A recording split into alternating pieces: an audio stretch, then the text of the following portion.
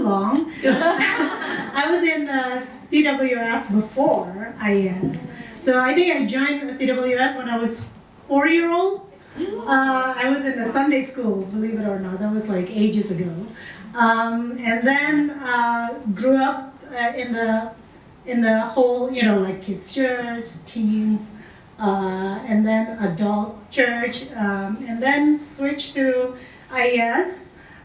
When IES was first started, when CWS was first started, I moved to Kamang. Yes, we started a church in Kamang. It was like only 20 people? Yeah.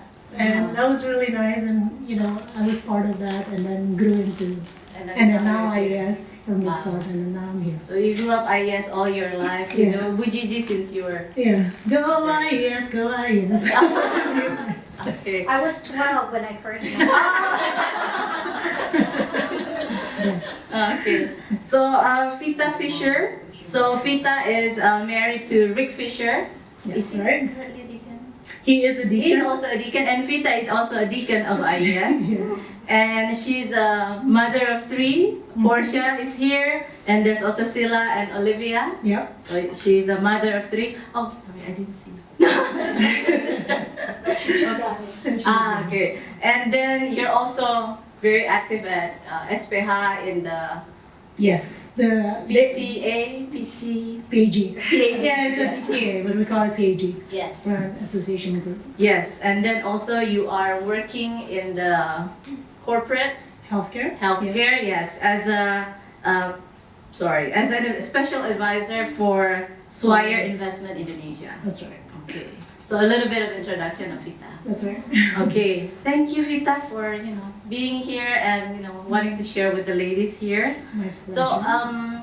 I think looking back at the monologue from the Barbie earlier, I'm sure some of us has those questions or felt the pressure of society, social media, and maybe other women around us. So what I would like to ask is, also referring from the video is, in the constant pressure of being Superwoman, how does it affect you, and how do you find your worth in God's eyes? Right. So how does it affect me? I think it affects me in both sides. What I mean by that, I think 17 years of my life I was a full-time mother, full-time homemaker, not just a mother, I guess. I'm also a wife. And those 17 years, it affected me in a way that sometimes when you are not working, when you are a homemaker, you feel that you are not smart enough or enough. I remember one day I went to my husband's function, and I was talking to this lady who's a colleague of Rick, and then what do you talk about, right, besides your kids, because that's all I know, right? And then seriously, mid-sentence, she turns around and walks away from me because I was so boring. And she really doesn't want to talk about kids because she's probably very focused on career and stuff like that.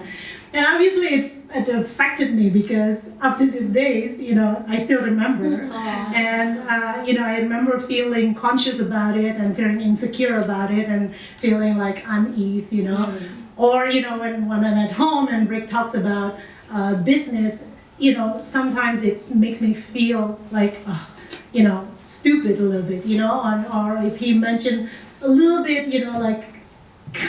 feel condescending, and right away I'm like, I don't want to, it just makes me react a certain way because I feel like, I'm not enough, right? So obviously it affects me. And then turn it around, now I'm working. Sometimes, okay, so for example, I had to deal with some of the health issues of one of my children, but then I had to go back to work, right? And then a very dear friend of mine who is my supporter, my biggest supporter, and she simply just say, "Aren't you the one who's supposed to be with her. I mean, isn't that, the most important thing? Then that's your priority in life, and right away, you go like, yeah, but I have something else to do, right? Like a defensive mode. Obviously, again, it affected me that someone who knew me very well actually asked me, you sure that's what you want to do, that you're supposed to do, right? But again, realizing that, it's never just this or just that. There are other factors in your life that comes in play that, other people don't know. And then, then that it became, the deciding factor for you, right? So I guess, how does it affect me? It affects me, I think, almost every day, either in one side or the other. But, to answer your second question, how do you find, your worth? Because like Iwajiji said, right? You go every day, the verse, you look at yourself and you ask yourself, who do you belong to? That's very, very important. And then for me, it's like, in the world of search engine right now, right? If you want to ask yourself, like, what is your worth, right? And then it always gives you, what do you call it? A definition that is unsatisfying, right? It really just makes you wonder that where you are. But if you search in the Bible, it's very clear. Like what Gigi said, the Bible says you are a child of God, which means you are loved tremendously. Maybe some of you don't have children, but when you have children, that love, that feeling of love is so extreme, so deep that it makes you, it alters you, right? So you are loved that much and even more, and then you are valued. The fact that God says, you are valued, and the Bible said you are honored and precious. So and then you are chosen, so that is all like an indicators of, your worth. That is your worth. What is your other choices? You Google it, it doesn't say anything really clear, like what you said, right? Like what Karina says. It's never, it's not clear, like it's like how you perceive yourself or how you think others perceive you. So it's never like a clear definition of what it is, but the Bible does say that you're a child of God, you're valued, you're honored, you're treasured, you're chosen. Yes, that's very clear. Yeah. Okay. So, and then for the next question, probably this is related to more in the work setting. So, what we want to ask if you've ever experienced maybe like, unfair treatment specifically or expectations in the workplace because you're a woman. And then also in the previous monologue, in the Barbie monologue, it mentioned that, women, we need to be grateful all the time. Even facing, we know the system is rigged, but we still need to be grateful. And also as a Christian, we are also taught and expected to be grateful in all situations.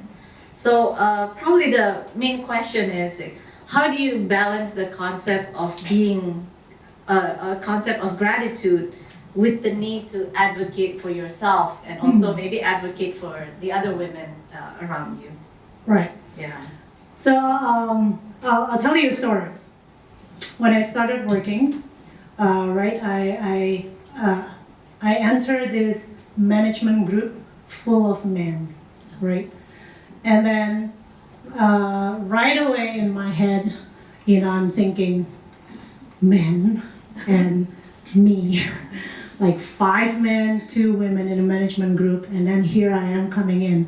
First of all, I don't have a hospital background.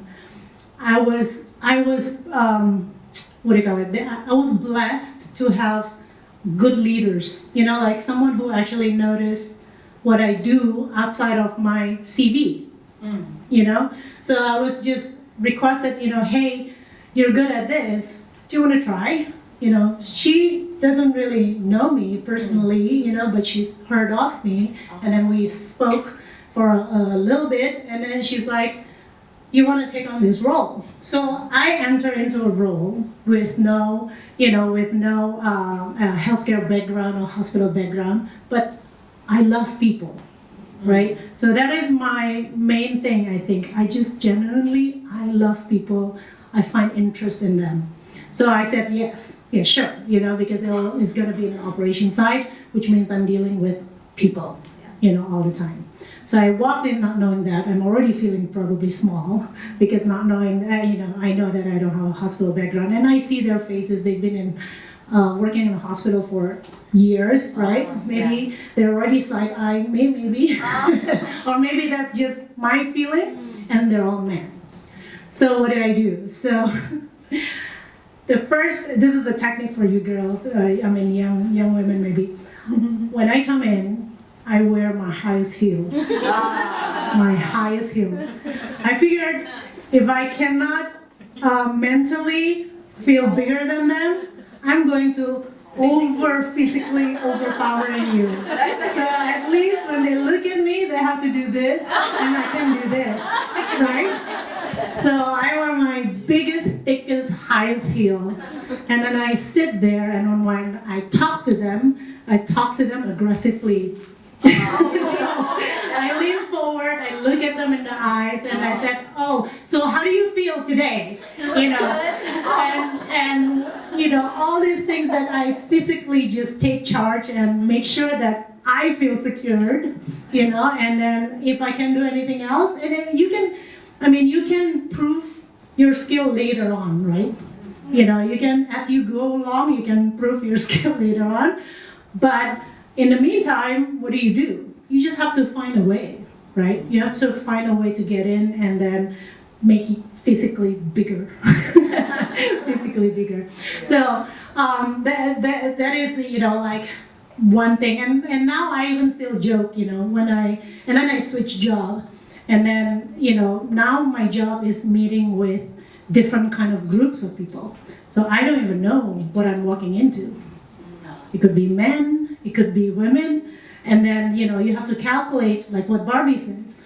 I have to kind of calculate, is it going to be a lot of men? If it's a lot of men, you cannot look too made up, because then your IQ level goes down, like intelligence level goes down like 3 points, right?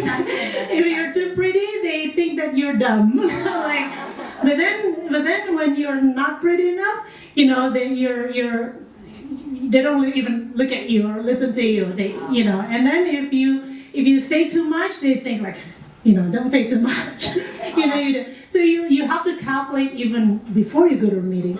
And then here is my boss, and being a man and a bule, he walks in and he's definitely IQ 190, like everything is like he's like semi-god, and I always feel like so unfair. I mean, you walk in, you can just do whatever you want, like sometimes, and then I have to really calculate, like if it's too many women, then I have to be conscious of them to also feel that I'm not a threat. I don't want your job. You need to be friendly. Yeah, you need to be friendly. But underlying all that, I love people, right? And then that love, I think, needs to be translated first.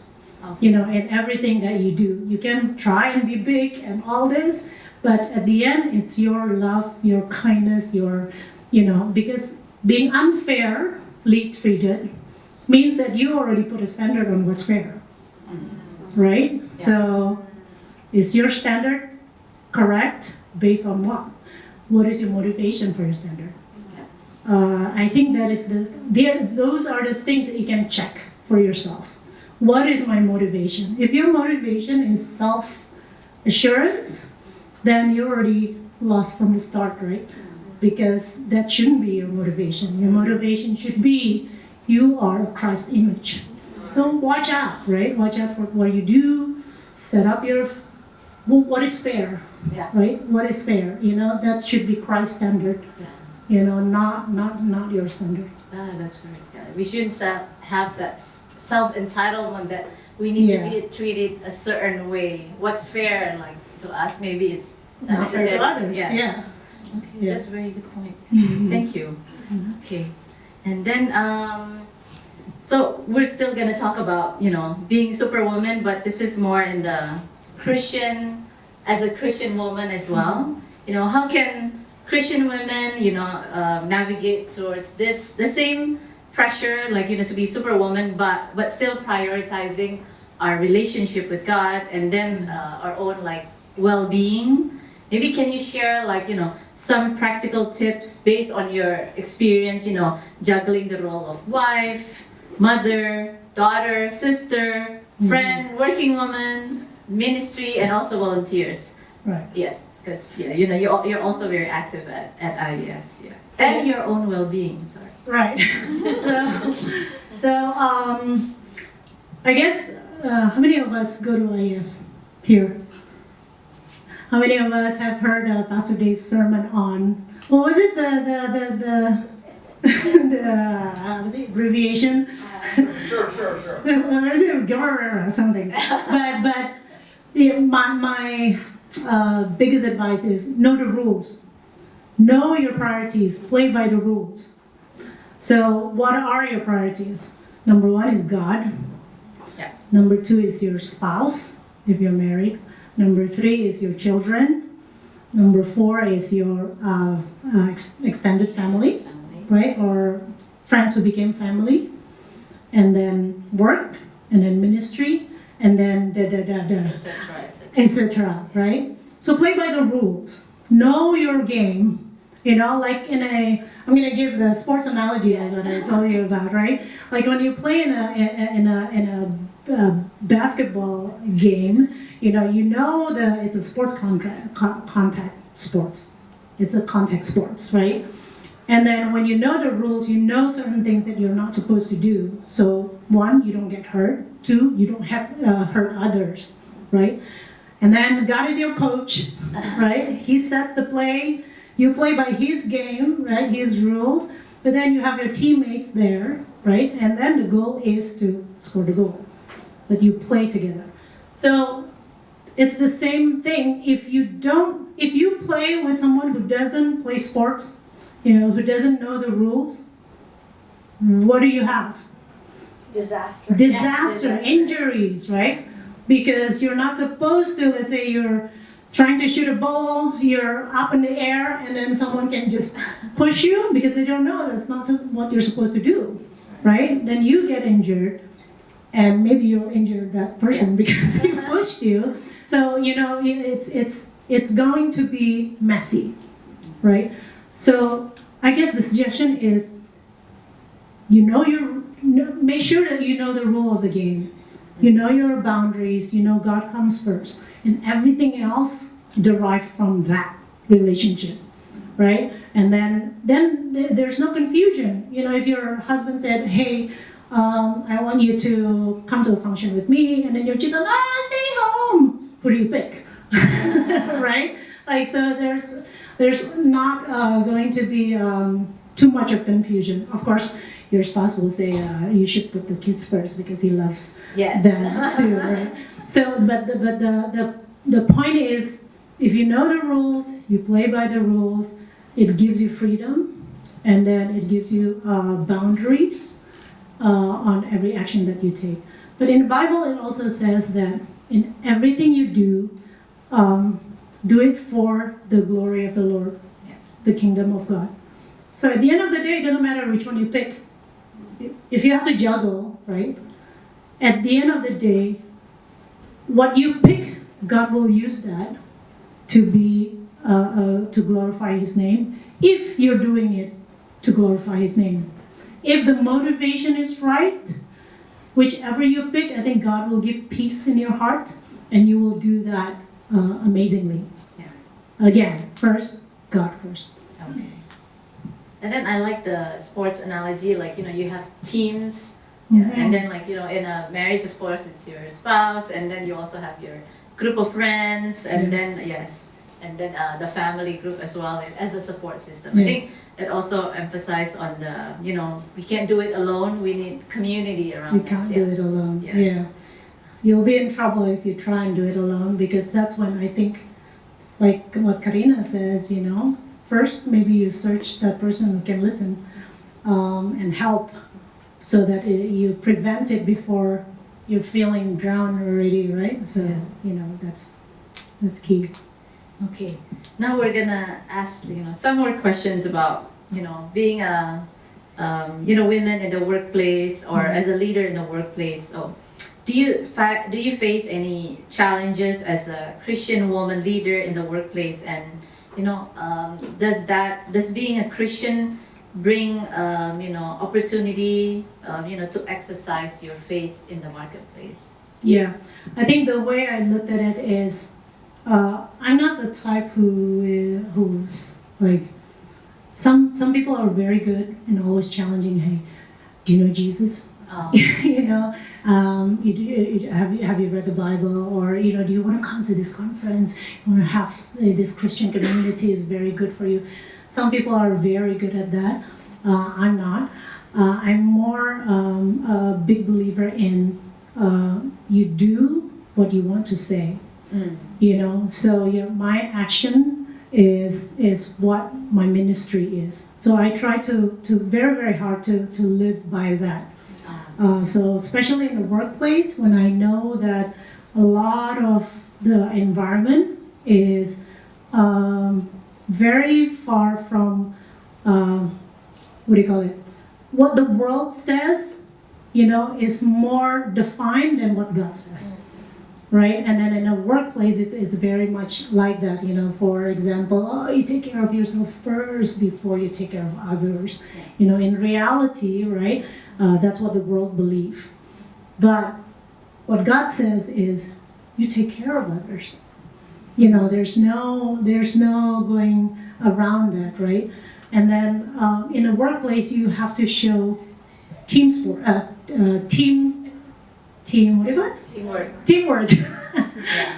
Right? So maybe in college you have a team project, group project, and when your team doesn't work as much as you do, you can say to your teacher, it's like, it's so annoying, he doesn't do anything, this is like my work, right? Yes. And then your teacher might do something about it. But in a workplace, in reality, you can't say that. It is a teamwork. It will always be a teamwork. And then if you don't do it, sometimes things don't get done. And then the end of the year, simply, practically, there's no bonus for anyone, right? So you want to move forward, you do it. And the motivation is, you need to be the best God's creature for His kingdom.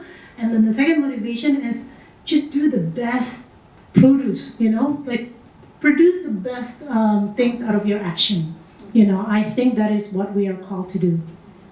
Okay, the spirit of excellence, doing things for excellence. Yeah, because He's excellent. Yes. We can't be less than that, right? I mean, we have to try. Okay, and then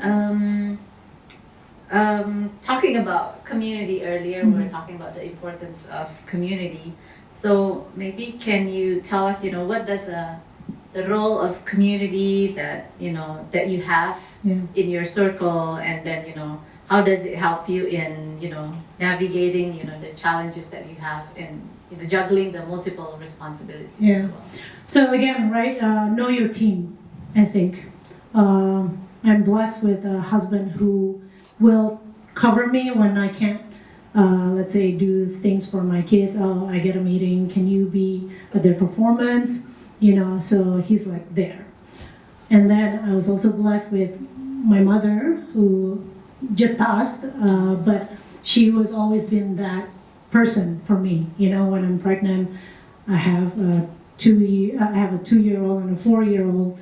And I'm giving birth to another one. My mother flew all the way from Indonesia and become that support for me, And then I have a sister who's very different than me, and she's very unapologetic of certain things, And she said, that's woke, And she's not apologetic and thinking and saying that, you don't have to worry about that, blah, blah, blah. So that is a support system for me because she just brings in a different side. And then I have my friends who became sisters, and when I can't pick up the kids, when I'm down, they just simply there and simply just give me a hug or offer me burger, or just call and say, hey, how are you? Oh, And then I have my prayer women. That is also more than anything. Like all these people I mentioned above are my prayer warriors, but also there are prayer warriors that you circle yourself around. So that is when every single thing that seems failing in my life, I brought up, and said, hey, can you pray with me? Because just the thought that there's this, like power around you who's like supporting you, who's like pushing you forward to just, okay, keep going, swim, I'll take care of some things, you just keep doing what you do and then we'll pray for you. I think that is very, very important. So make sure, again, I think Wujiji and Karina mentioned, that community is very important. Things like this are, priceless, because this is when you get attachment to people who you probably don't encounter. And then from this, you get their emails. You don't want to email them, they don't want to email you back, it's okay. WhatsApp is maybe too much, but emails, if they want to ignore you, that's okay. And then you can email like 100 people and like 3 can nyangkut, so that's good enough, right? So it's good, it's good to do these kind of things. Yeah, we do really need people to speak like truth in our lives, speak into our lives. Absolutely. And have our back. Absolutely. Oh, yes. Another thing. Helping women. Yeah, another thing. Actually, you get that from your kids a lot too. You're not just my sister and cries and prayers, but my kids. Like the little things that they do. Just like brighten up your days, right? Things that they say, a simple thank you or a hug. So it's very, very important. Okay, talking about kids, actually since we have 1 minute, we're gonna have one more question. So have you ever heard the term dink before? Okay, actually I already mentioned it to her. Yeah. So for those of you who don't know, dink actually stands for dual income, no kids. So it's where both husband and wife are working and they have no kids.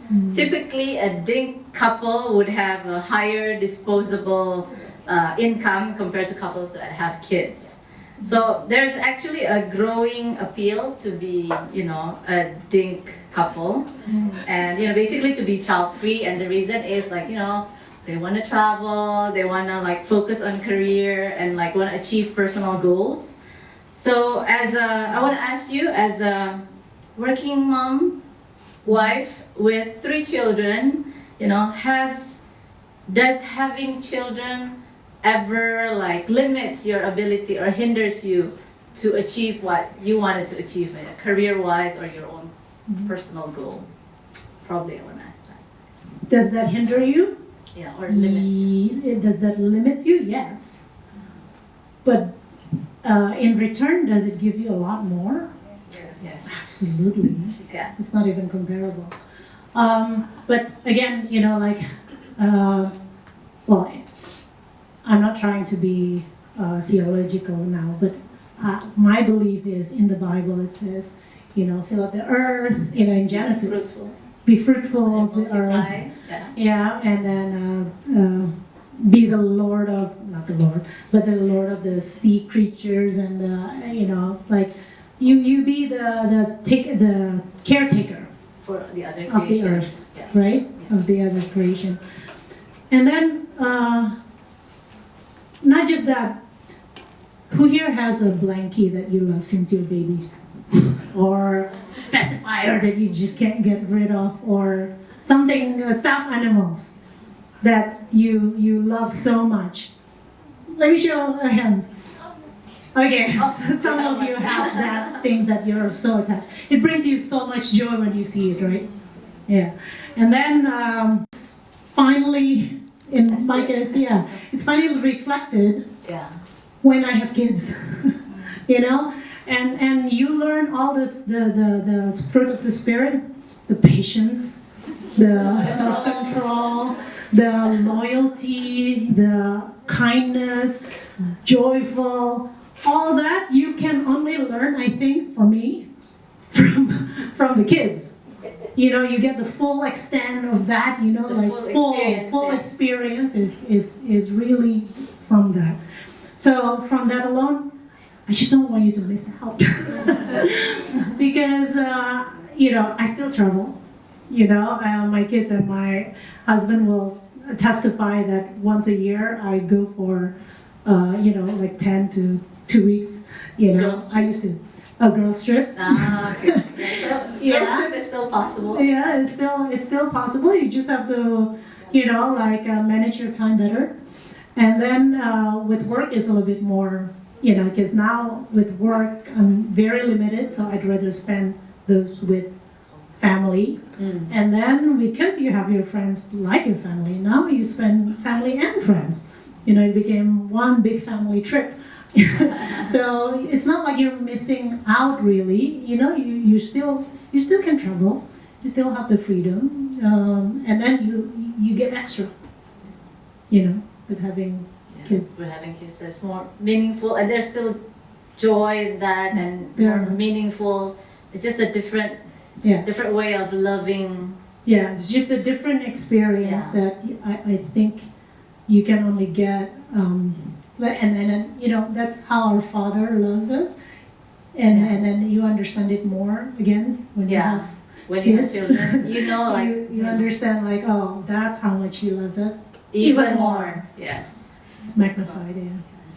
Oh, sorry. Okay, sorry, we have time. Okay, so we are running late. So I think we're gonna go ahead to the Q&A. You can, I think we've already have some questions. If you want to add more questions, you can go to the QR code, scan the QR code and ask. Okay, oh, it's too close. This is good for me.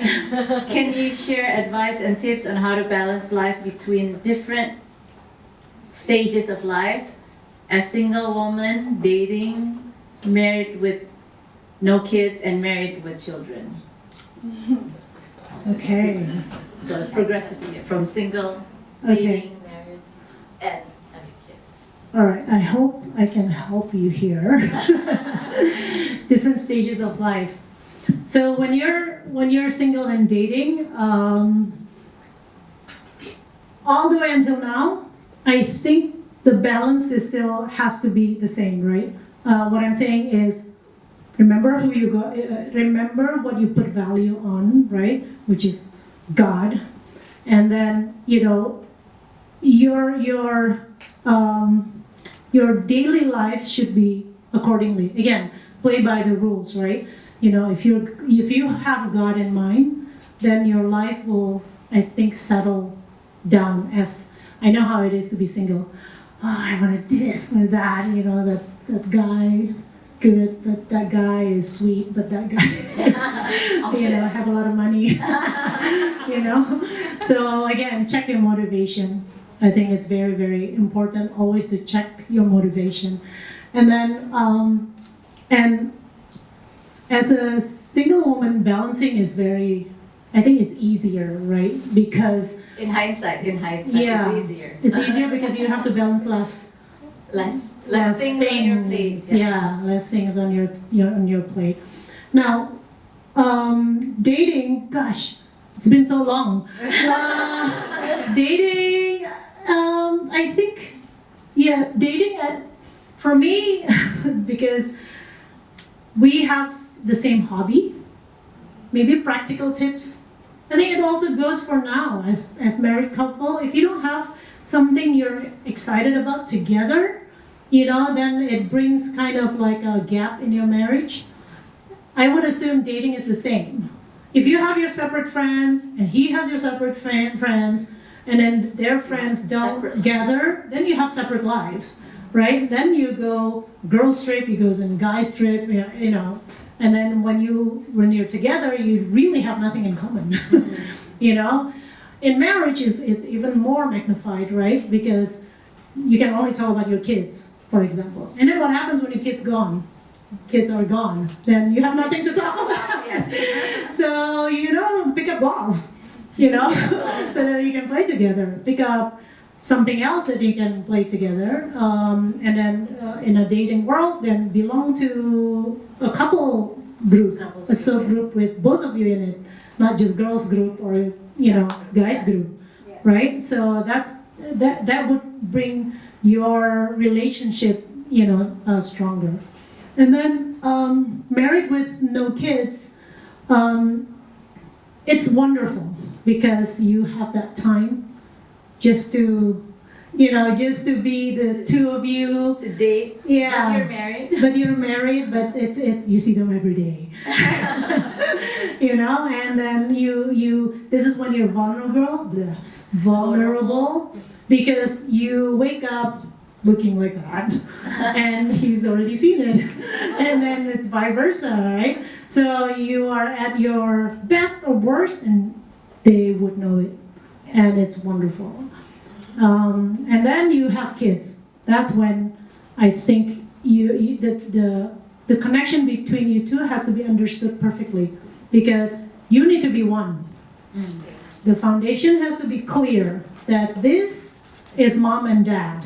We are one, and then kids, will come as, our decision, right? And kids don't get in the way, but we support the kids as one. We need to understand that connection. Then juggling their activities, everything else will be easier because you need one. But how to get to be this one? You need to have the same goal, the same concept of the same value, right? It's easier if you do. And if you don't, then work towards it. I think that is very, very important. Okay, thank you. You can go. Next question.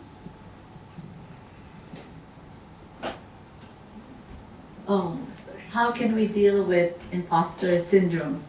I'm guessing it's also in the workplace. Imposter syndrome? Yeah. So you're trying to be someone you're not? Yeah, I think what you mentioned earlier when you started working, and then everyone else has has been in the industry for tens of years, and you feel you're there, but you're also feeling I feel like I'm an imposter. Yeah, you don't belong there, or you don't deserve it, or you're not enough to be in the room with other people as well. Yeah. So again, right? We ask ourselves, who's telling you that, right? Who is telling you that you're not that person? We need to check who is this information from. If it's not from God, then it doesn't matter. It's not real, right? We need to know who we're getting our information from. I think that's the most important, because otherwise we believe in nothing. Either we believe in something or we believe in nothing. There's no in between, right? If you think you're not good enough is based on everyone else is kind of like this. Your friends will tell you you're the most amazing person in the whole earth. Your husband will tell you you're the most beautiful thing in the whole earth. Other people will tell you, oh, you're not. You don't have a nice hair. It's always, there's always something different, right, in life. But what is clear is always this one thing. Yeah. So just check again and again and again. Who is really making you feel this way? Who are they? Do you need to believe them? And is it true? Is that what God says? Then I think that's the start. Yeah, because a lot of women struggle with imposter syndrome. I think it's more prominent in women than in men, actually. Yeah. I don't know about that. A lot Or of at least men they don't also- show it, or they don't talk about it. Maybe they don't talk about it. But a lot of men actually attach their self-being with their work, right? If they don't have the work, then they feel nothing. So it's also, I think they go through it. Yeah.